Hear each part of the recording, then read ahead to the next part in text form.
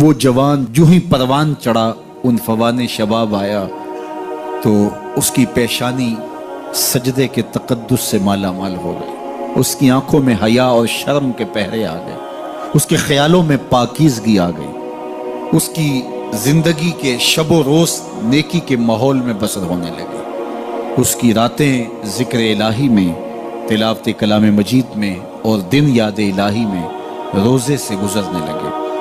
وہ جوان جس کی جوانی اللہ کی عبادت میں گزری، کیونکہ جوانی اگر عبادت میں گزر گئی تو بڑھاپا تو پر نور ہے ہی ہے۔ سب سے مشکل مرحلہ زندگی کا جوانی کا ہے۔ شیطان زیادہ ورغلاتا ہے کسی شخص کو جب وہ جوانی کے مرحلوں سے گزر رہا ہوتا ہے۔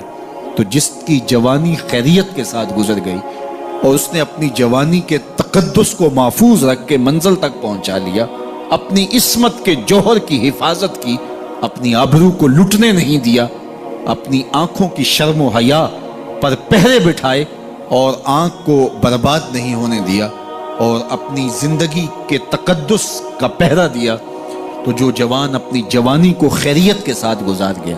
کسی نے کہا تھا نا، کتاب زیست کا ایک اور باب ختم ہوا، شباب ختم ہوا، ایک عذاب ختم ہوا۔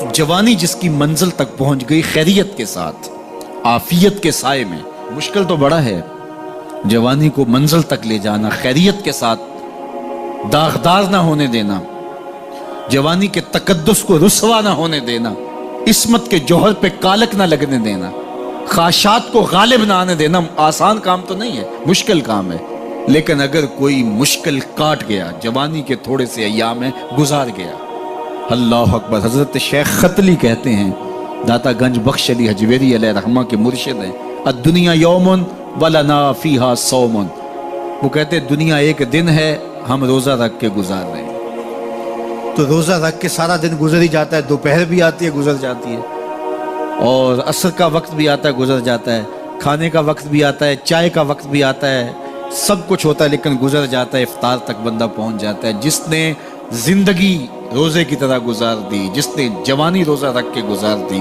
خواہشات کو بے قابو نہیں ہونے دیا، مشکل کام تھا لیکن اس نے مشکل کام کر دکھایا۔ اجر کتنا بڑا ہے، سنیے اللہ کے محبوب کی زبان سے سنیے۔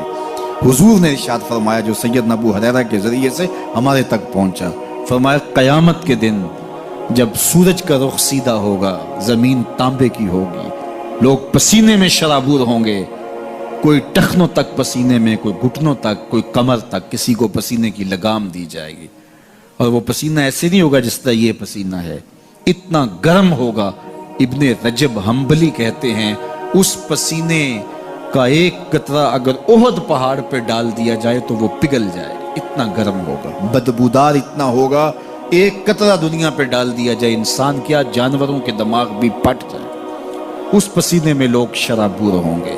لیکن جس نے اپنی جوانی کو عافیت سے گزارا ہوگا، کل قیامت کے دن جب کوئی سایہ نہیں ہوگا، اللہ اس جوان پر اپنے عرش کا ٹھنڈا سایہ عطا فرمائے۔ وہ شخص جس کو کسی عورت نے دعوت گناہ دی اور وہ صاحب منصب تھی، صاحب جمال تھی، اور اس نے یہ کہہ کے یہ خواہش، یہ آرزو مسترد کر دی، انی خاف اللہ۔ اسی طرح کوئی عورت ہے تو اس نے اپنے تقدس کی حفاظت کی، اپنی آبرو پہ پہرا دیا اور کسی پیشکش کو ٹھکرا دیا، تو فرمایا قیامت کے دن جب کوئی سایہ نہیں ہوگا، اللہ اسے بھی اپنے عرش کا ٹھنڈا سایہ دے گا۔ کیسا سخت دن ہوگا، اور وہ کس اعزاز میں ہوگا، کس تکریم میں ہوگا۔ یہ تو 4 دن 10-20 سال ہیں، اور وہ 50,000 سال کا ایک دن۔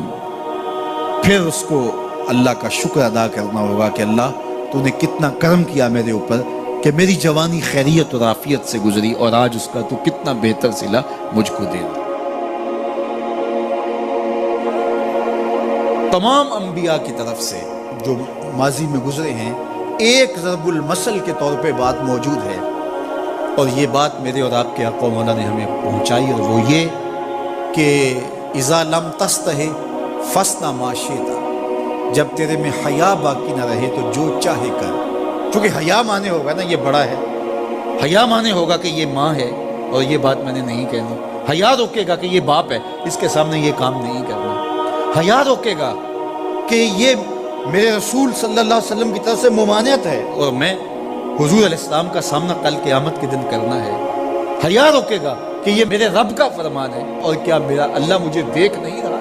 حیا ہے تو گناہوں سے خود بخود روکو گے، کوئی کیمرہ نہیں تو پھر بھی رک جاؤ گے، کوئی سیکورٹی نہیں تو پھر بھی رک جاؤ گے، کوئی واچ نہیں کر رہا پھر بھی رکو گے، بند کمرے میں بھی رکو گے، اپنے رب سے حیا کرو۔ لیکن اگر رب سے حیا نہیں ہوگا، اس کے رسول سے حیا نہیں ہوگا، تو پھر جو مرضی کرو، پھر تمہیں نہ کوئی کیمرہ روک سکتا ہے، نہ باپ روک سکتا ہے، نہ ماں روک سکتی ہے، نہ بڑا بھائی روک سکتا ہے، کوئی نہیں روک سکتا تمہیں جب تمہارے اندر حیا نہیں ہے۔ حیا ہوگا تو پھر گناہوں سے خود بخود بچتے چلے جاؤ گے، برے اعمال سے بچتے چلے جاؤ گے، بد اخلاقی سے بچو گے، زبان سے جملہ نکالنے سے قبل سوچو گے کہ یہ جملہ مناسب نہیں ہے تو میں اس کو کبھی بھی نہیں بول سکتا، اس لیے کہ حیا مانے ہو جائے گا اور طبیعتوں کے اندر ایک نور پیدا ہوتا چلا جائے گا، اور یہ پردہ جب اٹھ گیا اور یہ ڈر جب ختم ہو گیا تو پھر راستے صاف ہو جاتے ہیں، جو مرضی کرتا رہو،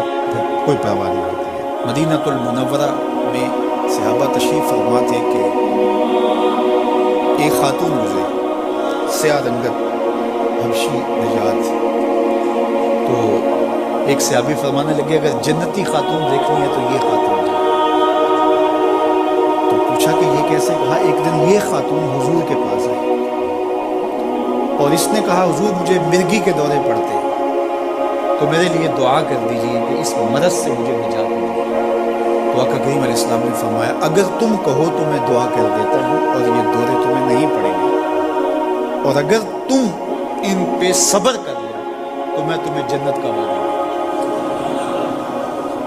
اب تمہارے ہاتھ میں ہے، جو چاہو کر لو۔ اس خاتون نے بغیر تأمل کے کہا مجھے جنت والا وعدہ قبول ہے، دورے پڑتے رہے کوئی بات نہیں، مجھے جنت والا وعدہ قبول ہے، لیکن حضور ایک کرم میرے پہ فرمائے، وہ یہ کہ جب مجھے دورہ پڑتا ہے تو میں گر پڑتا ہوں، تو گر جانے کی وجہ سے سطر کا خیال نہیں رہتا، ظاہر ہے بے ہوشی ہو جاتی ہے، تو میرے پہ یہ کرم فرمائیے، دعا کیجئے جب میں گروں تو اللہ میرے سطر کی حفاظت کرے۔ تو حضور نے یہ دعا کی۔ اب وہ گرتی تھی لیکن اس کا سطر نہیں پھلتا تھا، اللہ اکبر۔ تو اس کو کتنا خیال تھا اپنے پردے کا، کتنا خیال تھا اپنے سطر کا۔ یہ جمال ہے عورت کا، عورت مستور ہے، عورت کو عورت کہا جاتا ہے، مستور سطر سے ہے، یہ پردے کی چیز ہے۔ اور اللہ جل شانہ نے اوڑھنیاں اوڑھ کر کے رکھنے کی خواتین کو تلقین کی۔ آج جدید مفکرین تو عورت کے ساتھ مصافحہ کے راستے بھی نکال رہے ہیں۔ وہ کسی نے کہا تھا یہ عورت کی آزادی نہیں ہے، یہ عورت تک پہنچنے کے لیے مرد آزادی چاہتے ہیں۔ عورت سمجھتی ہے مجھے آزادی مل رہی ہے، یہ تجھے آزادی نہیں دی جا رہی، یہ تیری آبرو کو، تیری عزت کو، تیری ناموس کو تار تار کرنے کے لیے یہ مرد آزادی چاہ رہا ہے، یہ آوارہ لوگ آزادی چاہ رہے ہیں۔ تجھے کھلونا بنانا چاہتے ہیں تو کھلونا نہیں ہے، تیرا پردہ تیری ناموس کا محافظ ہے، تیرے برقعے کی ایک ایک سلوٹ تیرے حیا کا پہرا ہے۔ آج مغرب مختلف ذرائع سے ہم سے یہ جوہر چھیننا چاہتا ہے، تو اب ہمارے اوپر تہذیبی یلغار کے ذریعے سے، میڈیا یلغار کے ذریعے سے، تمدنی یلغار کے ذریعے سے، مختلف ناموں سے، مختلف ایام منانے کے ذرائع سے ہم سے اگر ہمارے جوہر حیا کو چھین لیا جاتا ہے تو ہمارے پلے کیا بچتا ہے؟ کیا ہم گو کوڑا قوم ہے کہ جو کوئی لے کے آئے اور اسی کے پیچھے چل پڑے؟ کیا ہمیں نہیں پتا کہ ہم کون ہیں؟ ہماری بھی کوئی بنیاد ہے، ہماری کوئی ساکھ ہے، ہمارے ابا و اجداد ہیں، ہمارے اوپر کتاب اتری ہے، ہمارے آقا نبیوں کے امام ہیں، ہمیں پورا کامل اکمل دین دیا گیا ہے۔ کیا ہم وسیع ظرفی کے نام سے، روشن خیالی کے نام سے سب کچھ اختیار کر لیں گے؟ یا ہمیں سوچنا پڑے گا کہ ہمارے دین کی شناخت کیا ہے؟ تو میرے حضور نے فرمایا ہر دین کی ایک الگ شناخت، الگ پہچان اور نمایاں نشان و علامت ہوتی ہے۔ اسلام کی وہ نمایاں علامت حیا ہے۔ اگر حیا ہے تو دین ہے، اگر حیا نہیں ہے تو دین نہیں ہے۔ تو اللہ ہمیں حیا کے نور سے مالا مال کرے، ہماری نسل نو کی بالخصوص حفاظت کرے، ہماری بیٹیوں، بہنوں اور مستورات اسلام بناتے دین کی اللہ خاص طور پہ حفاظت فرمائے۔ آنکھوں میں شرم اور حیا کے نور کو پیدا کرے اور ہمارے باطن بھی حیا کے نور سے مالا مال ہو۔